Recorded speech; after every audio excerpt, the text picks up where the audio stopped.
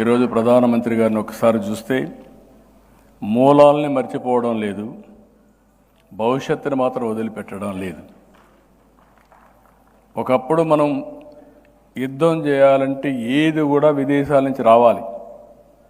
ఈరోజు make in India, Atmanirbhar, you name anything, ప్రతి ఒక్కదానికి నాంది పలికారు.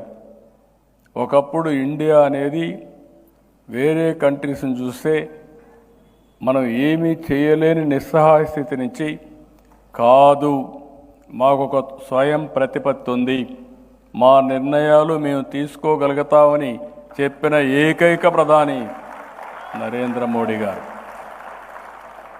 11వ ప్లేస్ నుంచి 4వ ప్లేస్కి వచ్చాం. ఆర్థిక వ్యవస్థ 3వ ప్లేస్కి వస్తాం. అదే సమయంలో 2038కి ప్రిడిక్షన్ 2వ ప్లేస్కి వస్తాం.